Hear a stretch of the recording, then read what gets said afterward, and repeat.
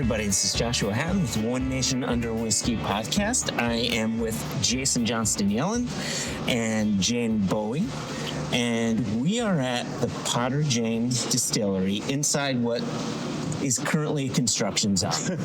It is. Very much so. Man, oh man, Shevitz, does it look like it's coming together? Like before we started talking, you were explaining the pipes going through everything and wanting them all straight and not too many bends. And we had said, okay, hold on, let's stop talking and let's try to get as much of this on wax as possible. So Jane, it would be awesome.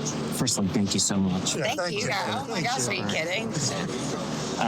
It's really, it's great coming here, right? Because last year, I think it was season 8, episode 3, you were talking about this dream coming together. You got your $50 million loan. I didn't want to say that too loud. It's a big chunk of change. And it used to be a big chunk of change. I can't pay back $1 million. What's the difference at this point? but what was a dream and things are coming together, it's actually, you could physically stand inside and the heat is on, which is really nice. We closed it up about a month ago, so that was a game changer, yeah. So, take us through us. Take our listeners through this tour. And your listeners are welcome. I'll give my email at the end, and if they want to reach out and come visit, we would love that. Really? We're not offering tours on the norm, but we're doing appointments, and people are reaching out, so we love it. Wow. But, so we designed this distillery. We call it a shotgun approach.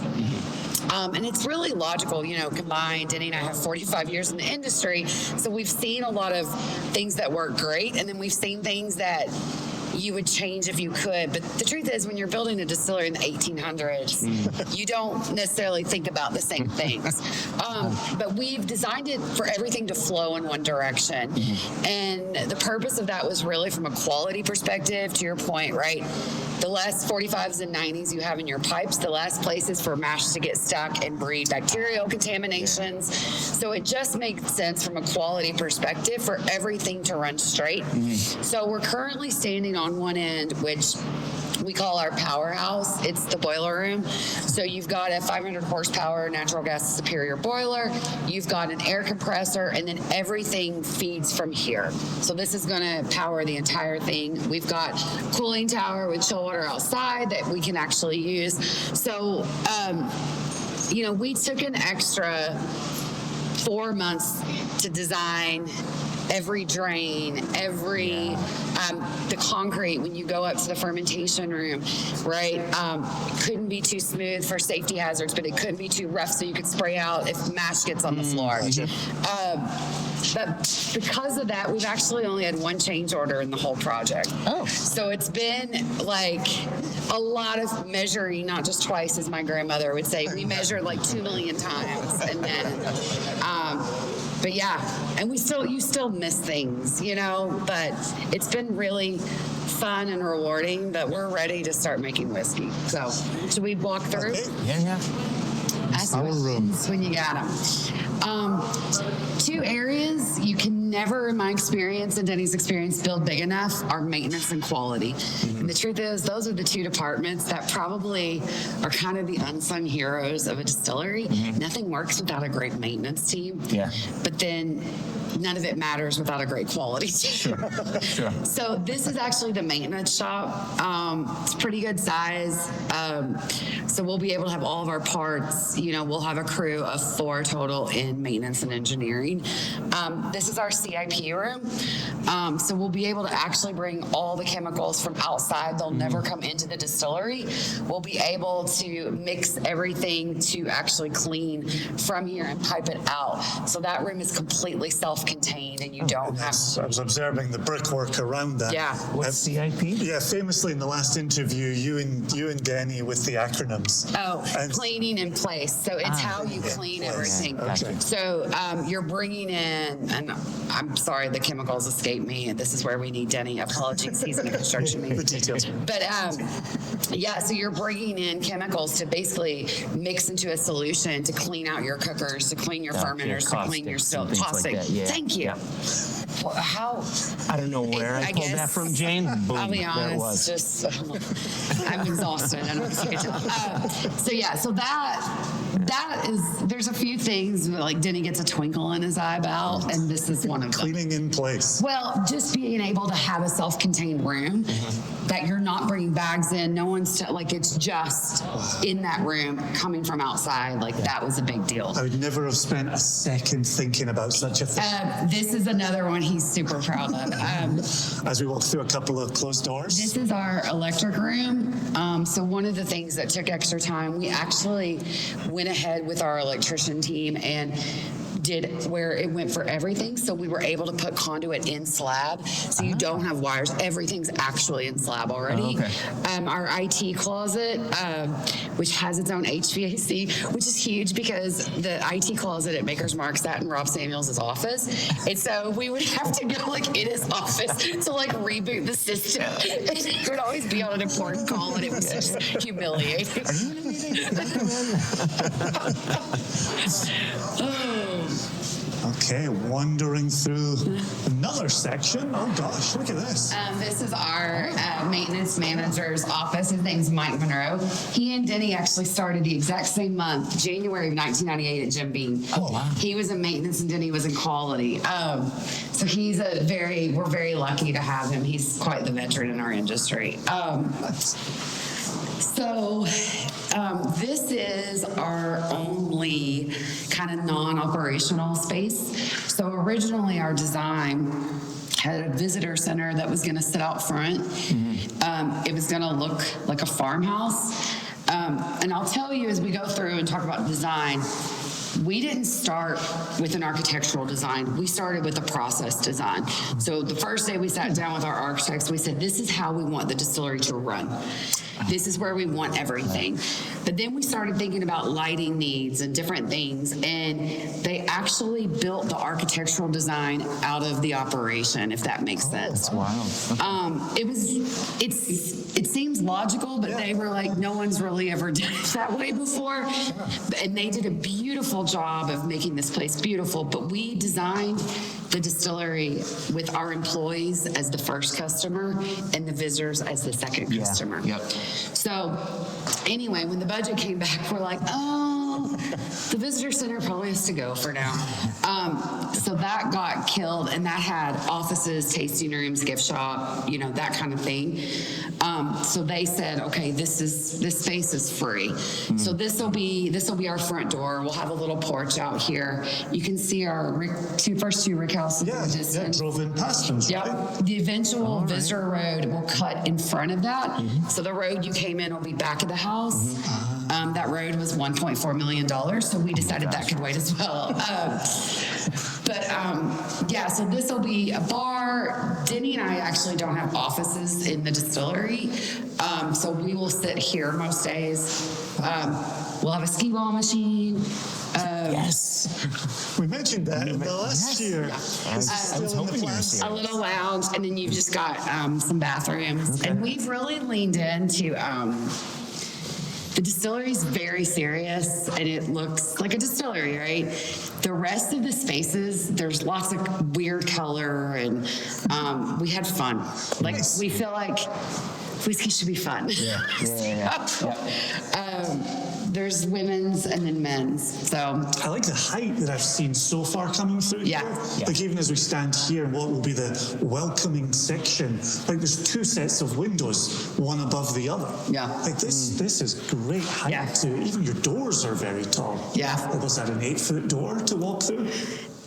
Maybe, that sounds right. I'm only 6'2", but I still appreciate an 8-foot door. And we actually, you can see, we're going to have repeating lights, bulbs, like globes that hang down. So it's going to add to the height to give that feel. So there'll be a lot of cool lights in here. So that part's ended up being fun, but the design stuff we did not enjoy in the beginning. We kind of looked at the architects and we're like, isn't this your job? Like, why are we telling you what it should look like? But it's been fun. So tour path would come here. Okay, off through some plastic sheeting into... Somewhere. So, Or elevator. Which ADA compliant. the biggest argument Denny and I've had recently, he wants to slow down the elevator so it can play an entire song for someone, almost like Guardians of the Galaxy, where there's like different. It's like, ooh, I got the, Bruce Springsteen, Born to Run. What ride did you get? Like, I'm like, it takes me 15 seconds to walk up the stairs. What the fuck are you talking about? Like, But what if you want to hear a song? Go to the elevator. and so I'm like, let's just get the still ready. Why are we talking about elevator music? He really is a details guy. Oh my God. So I think eventually we're going to do some sort of storytelling through here, whether it's graffiti or murals or something fun. Someone smarter and more creative than us will figure that out. Gotcha. But I like the way you're thinking about so much of this distillery as blank space. Like, how can we use this to communicate to people who come to see us? Yeah. I really like And part of it is, we know who we are clearly, but we still aren't completely sure who Potter Jane's going to be. Yeah. Oh, that's interesting. So, Oh my gosh. the big thing for us as whiskey nerds, we wanted everything to be in one space. That was a really big deal for us. And we wanted to have easy access to the whiskey in every part. Yeah. So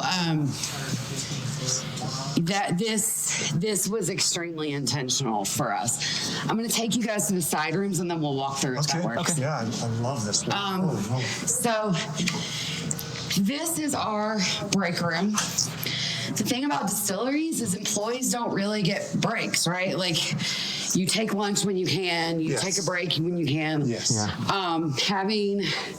I haven't worked in a distillery day in, day out, but even the time I spent, in the distillery with the team at Makers, when it's July and August, you're just miserable. So having a space they can come, they can still have full visibility into the operation. Yeah.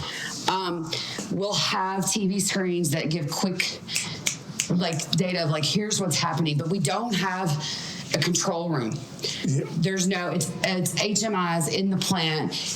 We've designed it to be very hands-on. HMIs? I don't know what it stands for, the computer system. Oh, okay. Computer system. This is designed, you'll love this. It's kind of going to look like a Scottish pub. I've got tartan wallpaper. We've got a booth coming here. We'll have tables, chairs, kitchen. But it's just a nice space for the team to have, to be able to come, get out of the plant for a minute, sit down, have lunch, whatever they need. So, and it sounds like space with personality, not just four white walls and an uncomfortable it doesn't make chair. sense. And they're like, what kind of environment do you love? I'm like, I like pubs. And they're like, great. Yeah, right. That's wild. So that was literally the conversation. Wow. And so So the old adage about you don't really want your employees to be comfortable in a space because you want them to get back to work. I don't believe in that. You sound like you've inverted that. Denny and I feel like you're asking people to spend a minimum of 40 hours a week away from their family, away from, our employees all farm. They all have other things, You want it to be nice for people. I love that. And that was one of the things when we started talking about this, and again, the budget came back double, and you just think, you can build the greatest distillery in the world, and if you hire shitty people, none of it fucking matters. It's people. People make everything. Yeah. It's why I love Disney, so special. But those employees, you're like, how are you this happy to work here? Right? That's what you remember. Yeah. And so, To you both. That's awesome. So this is all employee space. So we have the full team already hired. We have 19 employees, including the two of us. Okay. It's wood. I know. It's gorgeous. Really nice looking. Back to So we said, you can't build maintenance big enough. You can't build your quality lab big enough either. Yeah. Oh, wow. So Is this a sensory room? This is our QC lab. So this will be where we do all of our tasting. It'll be where we run all of our analytics. It'll be where we keep retained. So you can see there are no windows in the back. The back wall will be retained samples. You don't want natural light on those. And then one of the things we did, quality wasn't always such a big thing traditionally in distilling, right? I feel like it's still kind of a modern. Sure. And a lot of times quality has to fight their way in or bother everybody. They're kind of the police of a distillery is how I think of it. But it's such an important part, and really every department should be owning quality individually. So one of the things we did, all the department heads, managers' offices are in the quality lab. So they all work out of here now. Nice. So instead of being like, hey, I need you to come in or go to taste panel or hey, you need to be engaged with quality, we're forcing them to be. They're right here. They're right here. How much of quality control or insurance is managing consistency? I think it depends on your brand. And I think managing consistency from a quality perspective is different than managing consistency from a taste perspective. Okay. I think big brands, I'm always amazed, whether you love it or hate it, I think Budweiser is a remarkable brand that they can produce that beer. Yeah. And the Budweiser I have in Singapore, I taste the same as the one I have down at the watering hole in my town, right? And I think that you get to scale, people expect that. I think what I'm excited about coming from where I've been, we don't have to be consistent on taste all the time. Yeah. That might be where we end up, when that's where Makers was. I feel Makers was. I lived it every day. Right, yeah. And you want that. It's a 3 million case brand. Yeah. Right? Yep, Again, when I'm in London, I want the Makers to taste the same. But I think you maybe don't have the same expectations. For example, the releases we did on wood finishing, they were meant to be different, but the quality standard needed to be consistent. Yes. Right? Same thing you guys probably do in your bottling. Absolutely. That's what I was just thinking. So it's exciting. I mean, it's terrifying, right? For me, I can't speak for Denny. I came into a strong brand that had a strong DNA. It had impeccable credentials. All I had to do was be a great shepherd for it, right? Yeah. This is building out of scratch. Yeah. I'm trusting we'll figure it out. Yeah. And please come visit us and buy our stuff. But it's crazy. Not for exact specifications, but what kind of size are we standing in here? Because this seems like it's gigantic. A large quality control room. It's gigantic. And again, you'll be shocked how fast you grow into it. It is massive. Yeah. But one of the things we wanted was to never outgrow it and have to take it out of the distillery. We definitely gave it a lot of square footage. It's like buying your kids shoes that are too big. You want them to grow into. Yep. There you go. So these will all be basically bench tops where you can eventually have equipment. You've got glass washer, traditional washer. These will be, again, same thing, more of the analytics. We're not going to have a lot out of the gate. The budget just doesn't allow. We got really spoiled. So we'll do, the standard testing things we need to look at. But honestly, we're going to lead with sensory. And I think, luckily, we have enough combined experience, not just Denny and I, but even our team. If we smell something off, we know where to go look, right? We understand. So, again, we'll grow into it, but, eventually I can't wait till we can buy a GC and mass spec and HPLC and do all the geeky analytics. But so it was actually one of the questions I wanted to bring to you today. So when we talked previously and it was over Zoom and plans were afoot, the talk there was, we hope that once we're up and running, we'll move towards bringing these things in. And I'm curious, as you continue to go through this build, and this is looking very, very real as we stand here today, how close do you think you are to bringing in those machines that make your job that little bit easier? It depends on how fast you guys buy our whiskey. The challenge to the listeners. I think it is. It's all budget, right? And I think for us, we got a great education on how to think long term and big picture. So we have a 20-year master plan. Now, is it going to look exactly like that? Yeah. Of course it's not. But I think I am not naturally a patient person, but I've learned this industry forces you to be patient. Sure. If you're going to be good, you got to be patient. And I think so for us, do I want an HPLC to look at wood extractives to parts per million? Fuck yeah, I do. Is that a must-have to make great whiskey? It's not, right? So I think it's a balance. So, the same, we talked about the visitor center. I want it badly, but we'll earn it over time. And it's not mission critical to putting the best whiskey we can out the door. Yeah. So Denny had also talked the last time about sending out samples. we will do that for sure. And so is that local to your county? Is that within Kentucky? There will be places in Kentucky, but then there's labs all over the country that are renowned for certain compounds. But we'll do, EC testing in-house. There will be certain things we look at here that you just need to have. You'll do acids, you'll do sugar testing, some of the basics that you need. But those are not the same as like, a $500,000 piece of equipment. You're with the chemistry set. We got super spoiled. Yeah. Just really quickly for our listeners, when you hear HPLC, high pressure liquid chromatography, and all the other acronyms, just go back to season 8, episode 3, where all of that is. I'm is sorry. Described. No. It's good. I need to make talk so my homework. It's sometimes my rule is like, if my grandmother doesn't know what you're talking about, then you're being too fancy. But yeah. Okay, so let's talk about the process. So granary. Most of the granaries outside. And actually, it's been really interesting. The granaries, as if not more complicated than the rest of the entire distillery. Like, it is a major operation in and of itself. Okay. So we are going to be making rye bourbon and wheated bourbon and then a little bit of rye whiskey.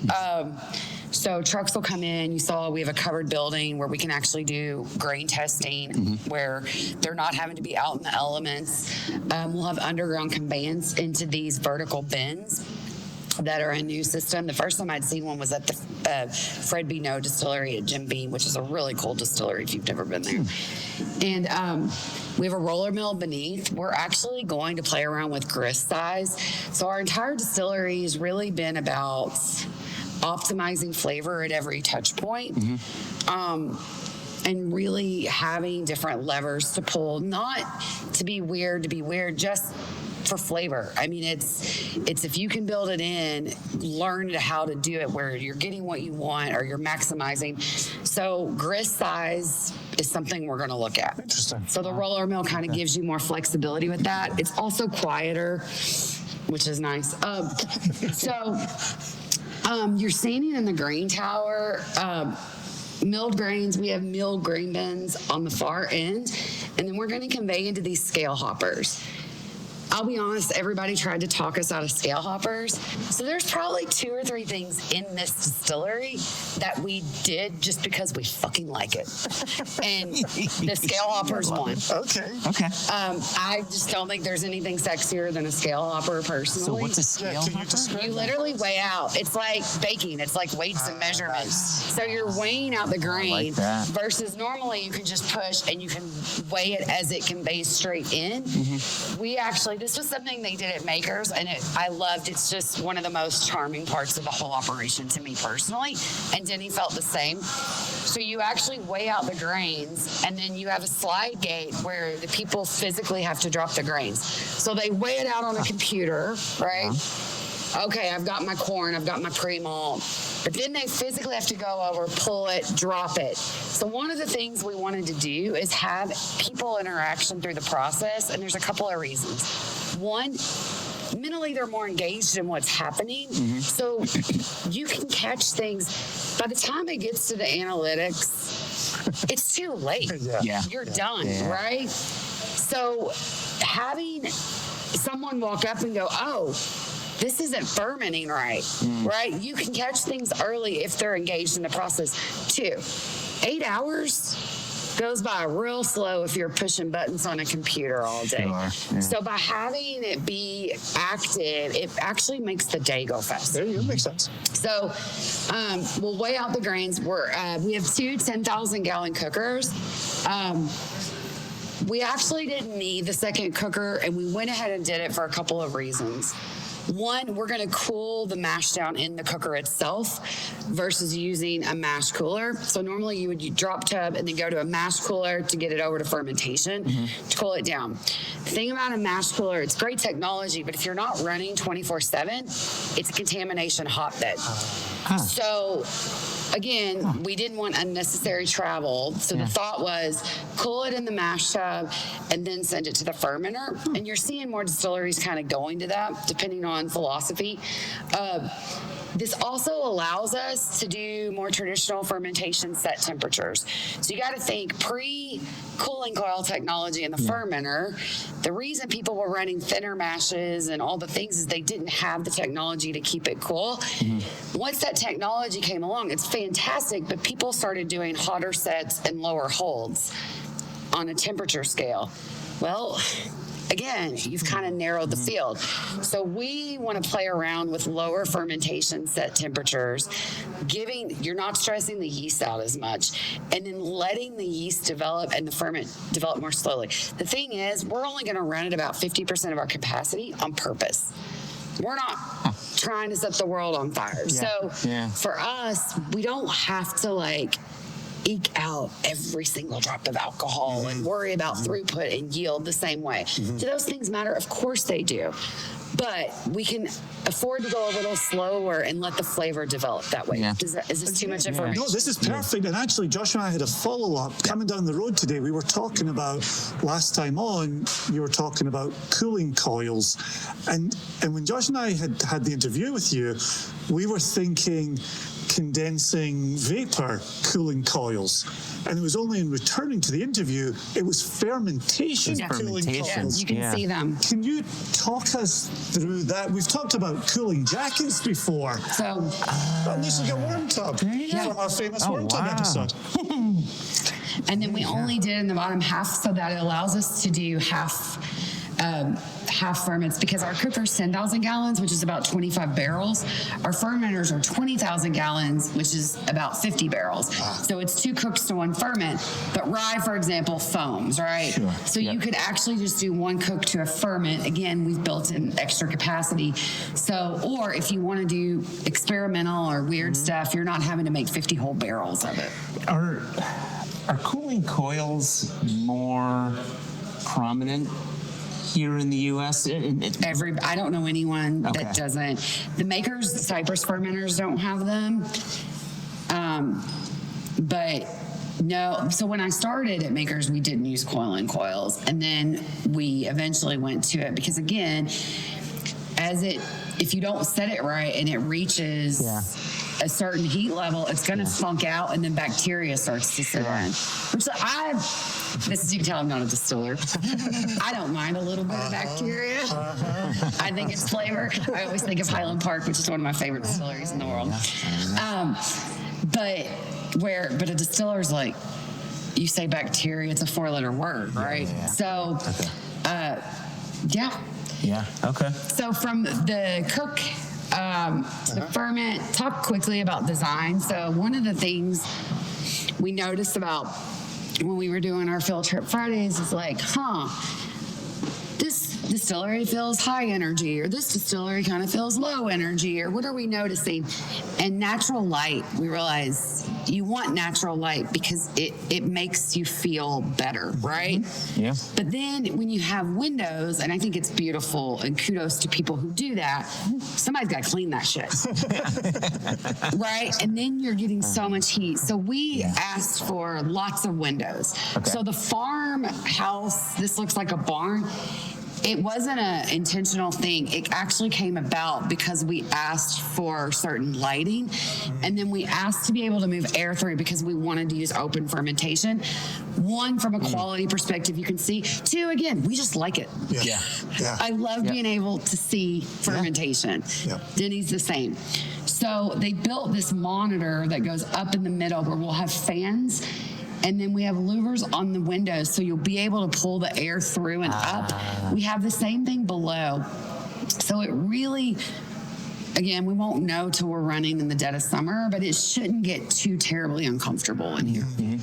You're mentioning it looking like a barn. From me standing in looking out, it feels a bit like being inside a rick house. The same kind of size of window, the same height of window, and the number of windows all down the side. I forget, it's 200 and something windows in this building. Gosh. Yeah. And they all open, which I love. And you'll clean those every Friday? Denny will do them every second we Friday? actually went ahead and just made that Denny's permanent. Yeah, that checks out. That, and he replaces all the toilet paper in the bathroom. The cemetery, it kind of looks a little like Angel's Envy, I think. And beautiful distillery, obviously they're historic, old in that building, so you don't get that. But we liked the cemetery, how everything. One of the things we thought about, though, and I hope it's okay. I don't think anybody would be offended I'm mentioning other distilleries, but Wilderness Trail has this staircase straight down to the bottom of their fermenters in the distillery, if you've ever been there. And we're like, that's really smart, right? So we said we would love where the team doesn't have to go all the way back down to get under to work on something or look at a pump or change something. And so we said, we want a staircase. So our architects were like, let's make it a grand staircase. It is grand. That was But what's the exact funny, word I was going to use. Visitors will not use this. This is employees only, which is hilarious. I mean, you might take group pictures or something, but I could imagine this lined with Christmas trees in December. Sure. We'll add that to Denny's list. Denny in a tux coming up and down here during shift. He's going to get all of his new job description from this episode. I'll be like, fantastic. You need to write down your KPIs from only 16 Christmas trees, not 18, not 14. The concrete floor was a different choice because a lot of people use grating or wood. I was going to ask you this. I think it's beautiful, but I'm biased, you know. And then we've got drains, but every other, so you can see the hoses, so you'll be able, and you can see it slopes slightly. This will eventually be just cable wire, so. You got to be careful on this construction edge. Yes. Well, correct me if I'm wrong, I'd always heard that the grating was because the vapors would need a way to fall towards the ground below. I think. Do you have enough movement going on that you're not so we worried about that? Not worried. I think people like grating for that. I think it's easier to clean. Everything falls. Yep. It's less expensive. We were both like, we don't want to walk on grating all day. Like, I don't think, no judgment on anybody, but it was just a personal choice. And we do have grating in our cistern room. Beer wells. So it's slightly bigger. It's 25,000 gallons. What was it again? Your beer well. So you go from the fermenter to the beer well. It's just a holdover between the fermenter and the still. Okay. So 36-inch copper column still. All the indoor equipment is Vendome. We wanted it to be open where you could see it in its entirety, but we wanted it to be away from kind of windows. So it's tucked in this it's got its own little cubby. And then we actually built this platform on top. So our maintenance team didn't have to use man lifts all the time to work on the beer heater in the top of the still. So there's staircases that go up, or a ship's ladder that goes up, and they have a whole platform where they can just keep their tools. It's not super dangerous, and they can go up and work on it whenever they need to. Vendome is so funny. So normally you have a roof hatch to drop the still in. It's very dramatic. It's so cool. Denny was really upset we weren't going to have one because it's just really neat if you've ever seen them drop in a still. this thing. We invited, it was so embarrassing. So we're like, our still's going in. I don't know if you've seen this video. Our still's going in. Let's have a taco truck and beer and invite our friends. And so our friends and family came thinking it was going to be like this. It took 4 hours because they had to like wheel it in. And then it was like the friends like pivot. And then they had to hoist it. So they brought it in and laid it down and then they hoisted it up. Well, we didn't really know what was happening. They're like 2-3 meetings before, they asked us, do you want to buy an electric hoist for the still installation? We're like, well, how much is it? And they told us, and it wasn't cheap. We said, well, would we use it for anything else? They're like, not really. We're like, oh, manual's fine. Well, we're not fucking doing the work. These poor guys. It's like a 6-person team. They hand hoisted this whole still up. Oh my God. And they would take it and shit. They'd be like, I only got 2 more pulls, and then a guy would jump. It was, and Denny's like, I'm an asshole. I'm like, totally. You're a total asshole. So it was, and then, so people hung out for 4 hours. It gets up, and then they're like, when are you cutting the plastic off? We're like, we're not cutting the plastic off. Why would we cut the plastic off till we need to use it? Yeah, to show the shiny thing. So it was very, it was a fail, according to our friends and family. A 4-hour fail. They got tacos and beer out of it. How much of a fail is that? Thank you. But yeah, so, 36-inch column, all copper, and then our thumbler. Denny's not here. Thumbler. I usually hear a doubler or a thumper, but a thumbler. We had Vendome build us a hybrid. There you go. Okay. Can we talk about that? I don't know because Denny says no. But I think fuck it. So you know, doubler makers, he ran a thumper at Burn Hunt. Yep. And so when we had our first meeting with Mike Sherman at Vendome, he's like, you guys gonna go doubler or Denny? I know you love a thumper. Mm-hmm. And so we were like, well, what's the flavor difference? Yeah. And Mike's like, I don't know because people have one or the other. You don't really have an apples to apples comparison. Yeah. So we said, well, it'd be interesting. And he said, well, why don't we design you one that can do both? That you can actually study the differences and really. So they're excited to have the learnings. We're excited because it's just fun. And then, you know, love of Scotch. We wanted a gooseneck to play around with reflux a little bit. There you go. Okay. Now that thing may be a disaster and it comes off, but we'll see. But we thought it would be fun to be able to look at mouthfeel a little with that. I love that. For the listener, can you give us a very bare bones thumper, doubler? It's the same process. It's just the mechanics of it. So a doubler is you're essentially redistilling. So the vapor's coming off the beer column. You're turning it back into a liquid. So that's where you have your low wine coming off anywhere from probably around 120 proof. You then take it into the doubler, and it's essentially a continuous running pot still. And I know that sounds like an oxymoron, but and you're just going to redistill it. Yeah. What the thumper does is it bypasses the condenser off of the beer column, and you put water at the bottom to a certain level in the actual tank in the still. Yeah. So it uses its own energy. You take the vapor straight in, and when it hits the water, it quickly redistills it and takes it back out. So the reason they call it a thumper is when you get it started up and before it gets to equilibrium, it makes this thumping noise. There you go. Yeah, so you're essentially more energy efficient. So honestly, if there's no flavor difference, we probably would just run it as a thumper. Yeah. Because you're not having to you're not having to condense it back down. Yeah. Yeah. Okay. So that's very cool. Yeah. That was a pristine explanation. Really? That was beautiful. Really? Yeah. I'm sure Denny will have lost in the weeds. You were just like, boom, boom, boom, done. Awesome. I think our listeners right now are nodding their heads, understanding something for the first time. This was meant to be just a walkway. again, so the team didn't have to go all the way around. And they made it a bridge. I think it's one of the coolest parts of the whole distillery, this bridge. Yeah, and then I love that you can see all the tanks underneath.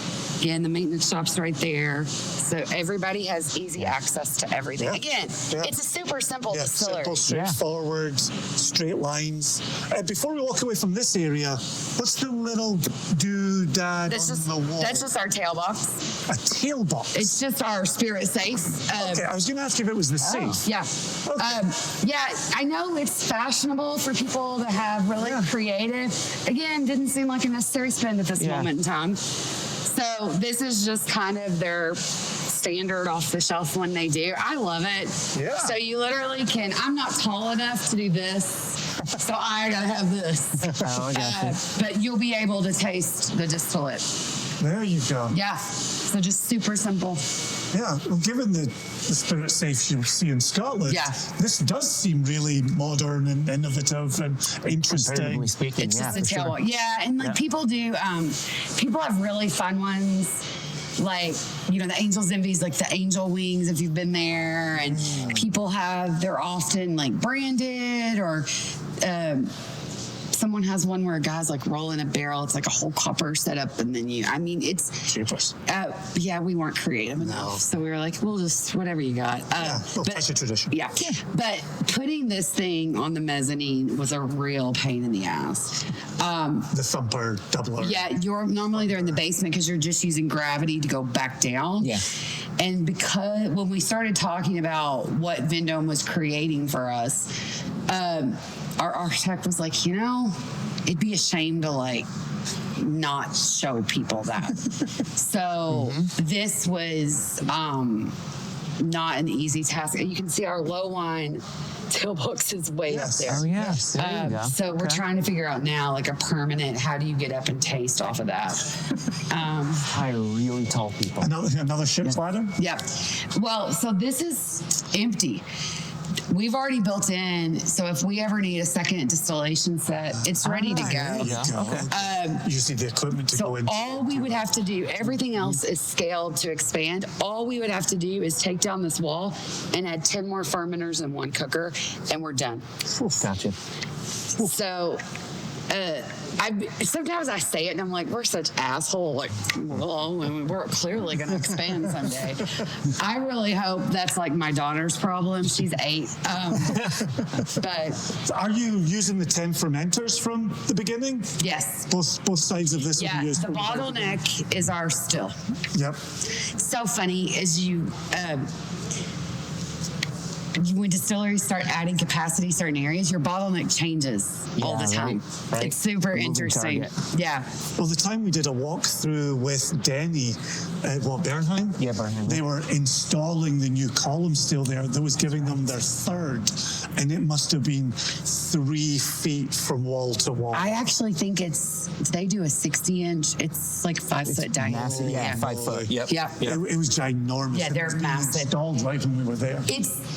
And I mean, we debated a lot. I think 36 felt big enough to do some capacity, but small enough to have some agility. Yep. 36. So this is, Denny's like, we should put couches and hang out here. I was like, we're not going to put couches and watch people work. How's it going over there? Sipping lattes. Drop some. All machines are going. We might make this. We're going to see how loud and what the temperature feels like in this room. This is the spare kind of doubler room. This is the mirror of the doubler. But this would be a cool place to do tastings or... For sure. With the window, looking out at all the fermenters. And, I mean, you guys are getting a lot of information, but honestly, we're going to be like a 5-minute tour. So the tasting's the best part anyway. And then straight through to cistern. So we have 4 day tanks. So each tank can hold about 150 barrels, which if we were running 24 hours, that would be a day's production. We're starting out 5 days, 2 shifts. So Yeah. And then we have barrel filling over here. I'll show you in a minute. But so these are the tanks to hold the spirit for the filling. Yep. Got it. So again, straight through, right? Yep. Yep. And this is our slop facility, essentially. So, you've got 9% alcohol, and the rest is water, grains. So we've set up our Busick Construction's built this whole distillery, and they've done a lot of distillery projects, and this is what they're most proud of at our whole distillery. They have built, because you've learned through the years, right? Yeah, right. It's all gravity fed. You have thick stillage tanks, thin stillage tanks. We're going to work with farmers in the beginning for cattle feed. So,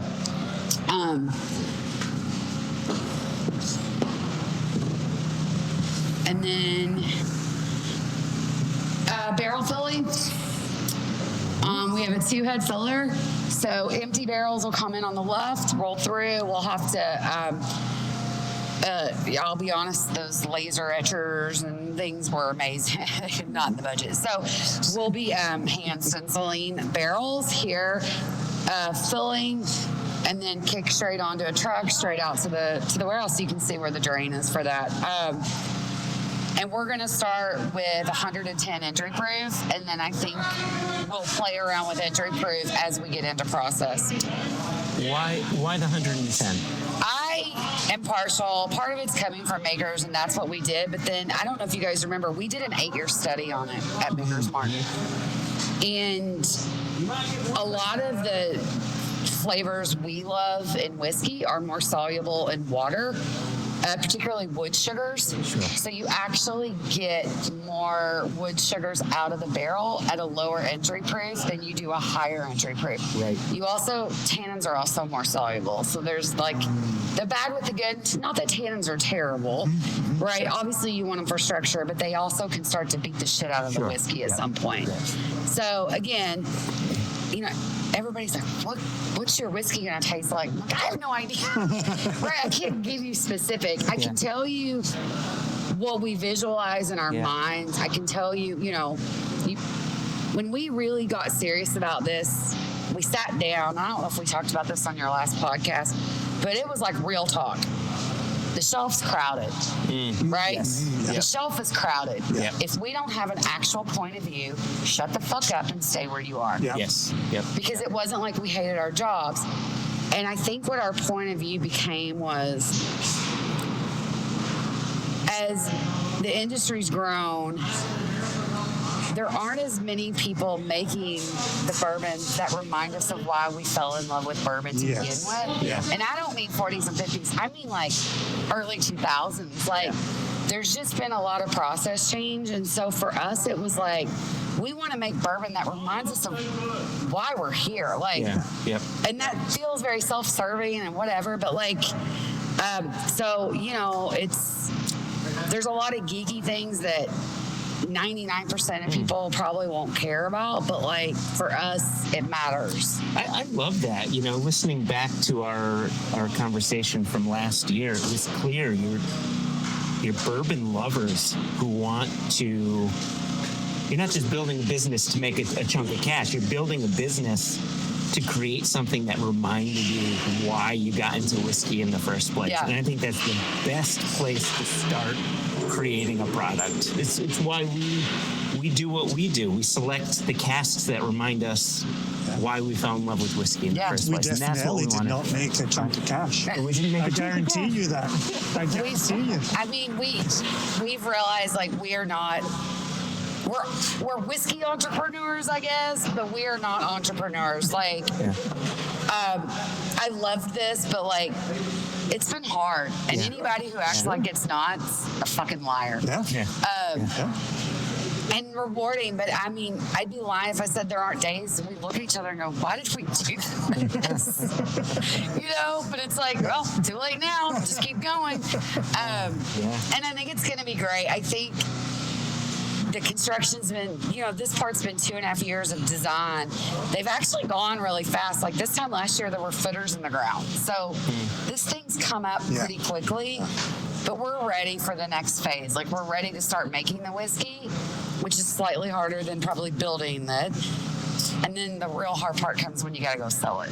You guys know. Oh, yeah. It's hard. It's hard. It's not easy. It's that crowded shelf again. Yeah. Right? You're right back there. Yeah. And it is. It's just that. What's your point of difference? How are you going to earn your space on that shelf? Yeah. Right? Yeah. I'm curious on your perspective. Obviously, you know bourbon inside out, back to front. You've been in it for, a couple of decades at this point?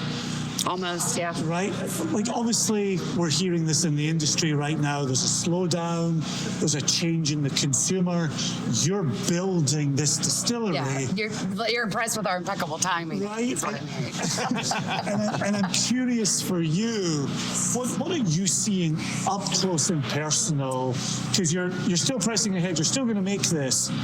How do you chart a course, given how we're currently talking about bourbon? So we talk about this almost every day. We probably give too much attention to it. And I think there's a balance of like, you listen to the noise enough to be informed. But for us, it's heads down and you stay on the path. Yeah. Because to your point, we're not doing this to sell out in 5 years. Like, not that there's anything wrong with that. And if someone came and offered us a big chunk of money, if you're listening, William Grant or whoever. I'm just joking. Not that you would sell. No, but I think it's like, again, it's a marathon. Yeah. So is it crazy? Yes, but to your point, I've been doing this 18 years. Denny's now been in for 27 years. Yeah. We've seen not necessarily this moment in time, but we've definitely seen ups and downs, just like you all have in Scotch, right? Yeah. Scotch is going through some of the same pain right now. But I think, so for us, I think it's a little bit of, you have to have your own belief system of like, we have a right to be here. We're going to do things the right way. We're going to stay on course. We're going to work our asses off. And we feel like there's going to be probably brands that die. There's going to be things that are weeded out. We feel like we'll still be standing in 10 years. Like, we believe that. I'm curious, obviously, for me, born and raised in Scotland, the 60s, the 80s are times people talk about.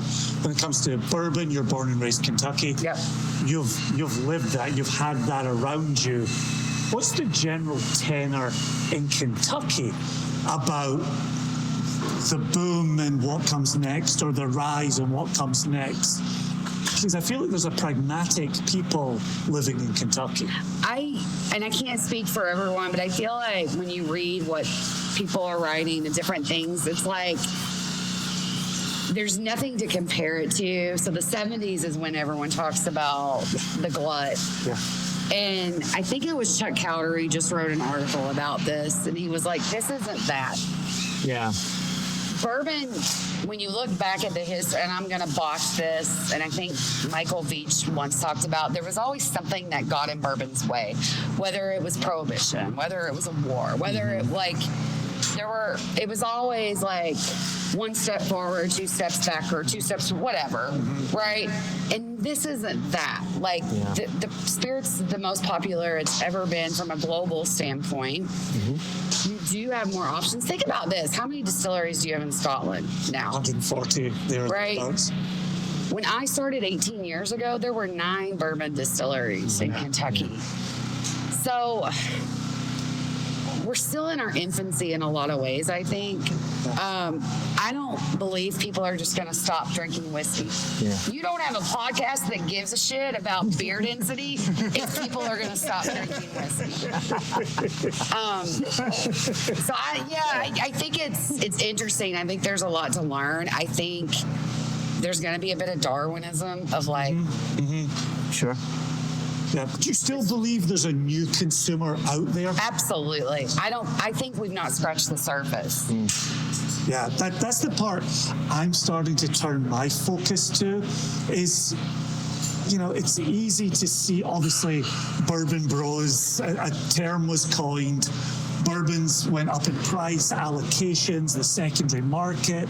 I feel like there was a whole thing happened. It's like the 1% though, right? Right, that wasn't necessarily bourbon writ large. Yeah. And I think the same is true for Scotch. And I want us to get back to focusing on the producers and what's going out and how do you build a brand and what's in the bottle and how do you visit and what do you see? And how do you make yourself more accessible? Because to that point, I think it can be quite intimidating. It's probably how I felt about when I first started drinking wine. Mm-hmm. And I always started, you go to a wine tasting and I left with really bad self-esteem. Like, right? I was like, well, I don't understand any of this. It's like, and I think it is, how do you make it more accessible, more fun, less intimidating? And I think what is interesting though, is, you know, my husband works in the industry, but on the hospitality side. He runs everything non-operational at Jim Beam. Yeah. Tourism in Kentucky, not missing a beat. There you go. So that's an interesting part of, like, people are still coming, and it's shocking. I still meet people. I was in DC last week, and I was at Jack Rose Saloon. I was going to meet with Bill Thomas to... He's in Kentucky more than he's at Jack Rose. I love that man, and I'm always like, tell me 7 things to taste right now. I actually will talk after I tasted some really interesting scotches. Nice. But, you know, I met someone at this whiskey bar that was like, the Bourbon Trail, huh? Never heard of that. And you realize, like, to quote Bill Samuels, a lot of times we're just talking to ourselves down here. Yes. So the choir. I'm typically an optimist and silver lining person. I know I don't sound like it maybe, but so for me it's like, is it scary? Sure. Is there anything I can do about it? No. Yeah. We just got to do what we do and hope it appeals to people. Yeah.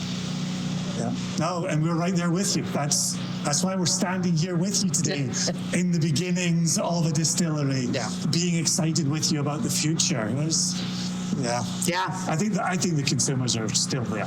I agree. I think it was just the last 5 years have been kooky. Yeah. Oh, and that was, we talked about this a lot as well. Any entity who thought pandemic numbers were here to stay or to be built upon was out of their mind. You had to understand there was going to be a correction. That's Jess's word for us within the podcast. Like, there had to be a correction.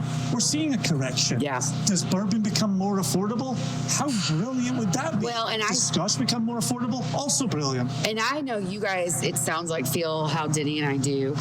I'm consumer first. Yes, this is my livelihood, so that hat may change for me over the coming years, but I've always considered myself a consumer first, a producer second. And so for me, if I'm being really honest, I'm a little excited about what's happening because I do think the consumer's not been losing necessarily, but like, I don't think whiskey has to break the bank. Like, I don't think you have to take out a mortgage. Like, exactly. So I'm excited because I think quality is going to go up because it has to. And I think price is going to be more attractive. So as a bourbon consumer that has about 1,200 bottles at home, I'm excited, right? Yeah. But we'll see. I don't know. That's very self-serving, but like that's kind of how I feel about it.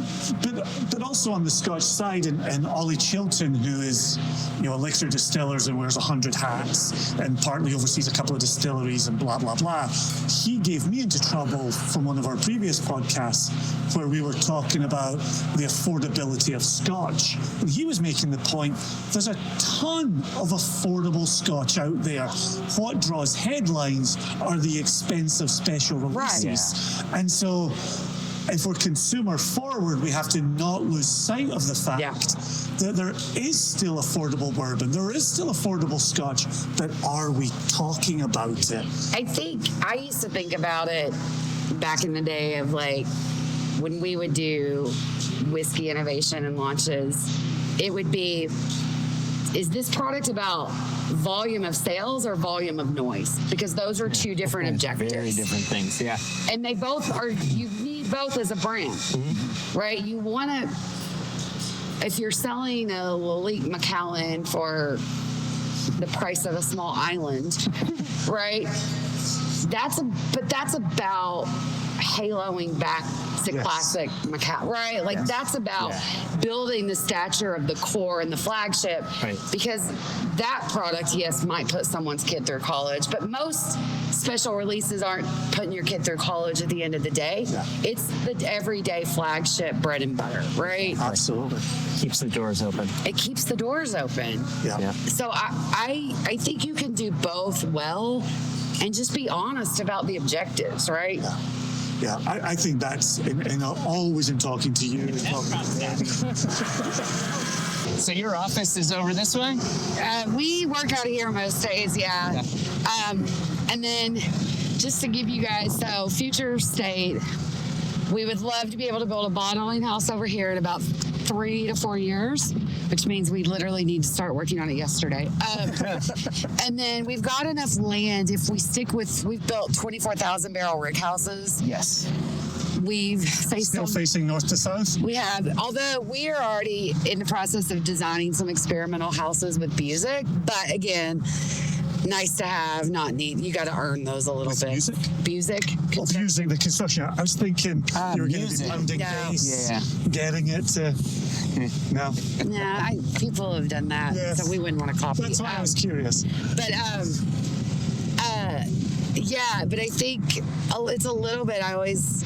Everyone's like, what do you experimental, this and that? And I always say, like, you kind of got to earn your weird. Yeah. So I feel like we got to get the basics down first. Makes sense. And be producing really quality what we can do. And then you got to earn the permission to go do crazy stuff. So that'll come. Okay. Not fast enough for me, but it'll come. We could fit, if we went standard, we could fit about 12 to 13 more rick houses on the current property we've got. Wow. You made a point in the last interview that facing north, south, and east, west, you would lose some of your footprint going north, south. Yeah. And I've spent a year thinking about that comment. It's how you have to berm them and how you have containment areas. So if you can just, hey man, how are you? Good, how are you? You staying warm? Yeah. Good.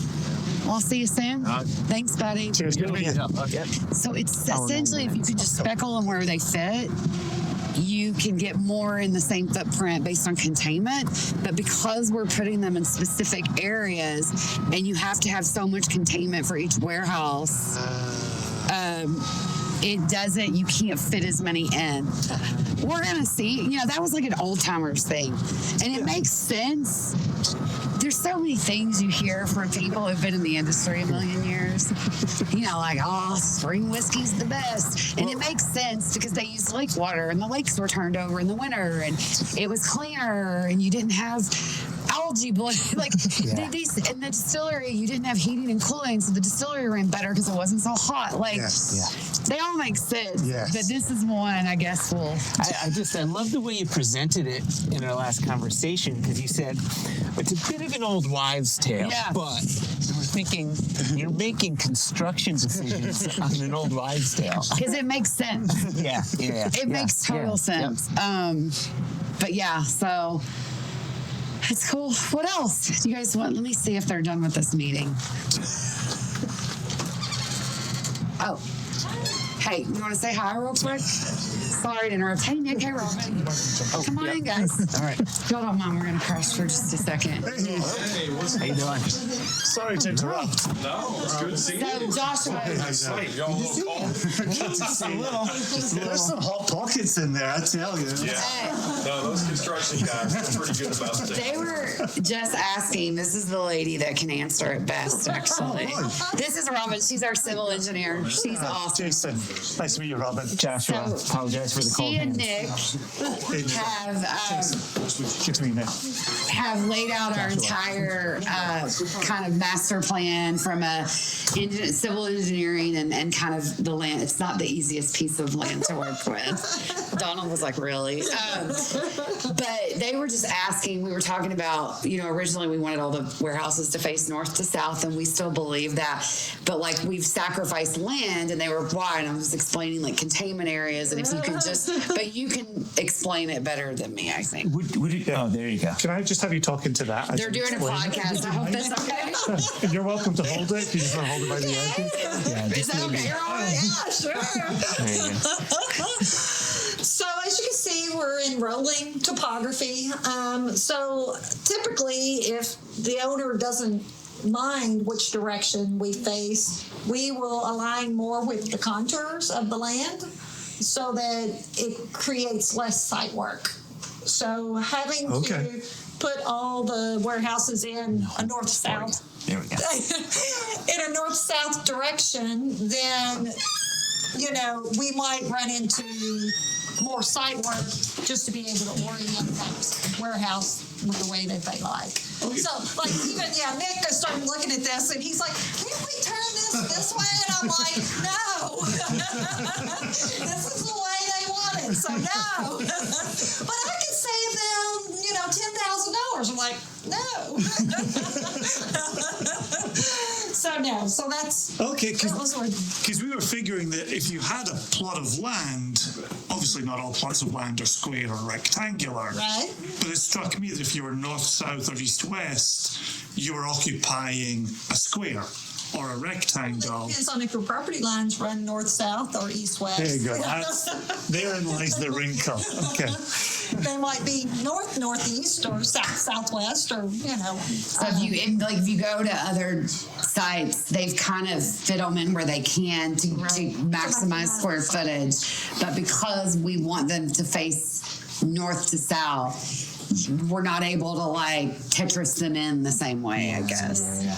Okay. I don't know if that's good. Technical term. I'm surprised. I'm surprised they let me in the meeting. But no, so these guys are brilliant and really. So when Robin's one of the first people we met with. And she came out and, we're like, let's build this pond into a lake. She's like, you guys are adorable. She's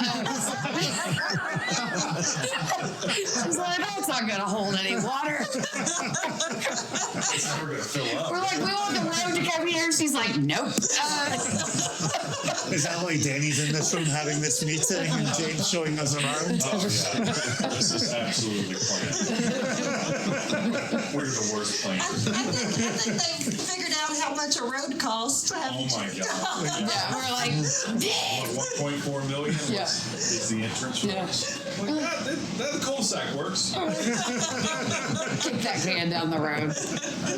Sincere thanks to Jane for showing us around today. Sorry we missed Denny. Oh, yeah. Sorry, missing some. Are you Open his meeting. I'm just kidding. I'm very excited that now March 1 is committed as like your big date. Maybe. I wait on the follow-up for that, but best of luck going forward. Keep being honest, keep being yourselves, and we're excited to come back and see the next iteration of this. Thanks, guys. So thanks to you. So great to see you all. Cheers. Cheers.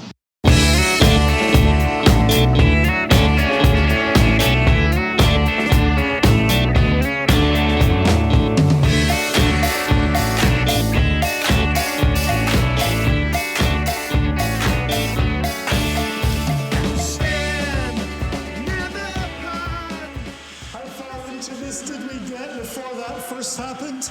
Listen, guys, I have to apologize. I had Taco Bell before, and that noise, it's all me.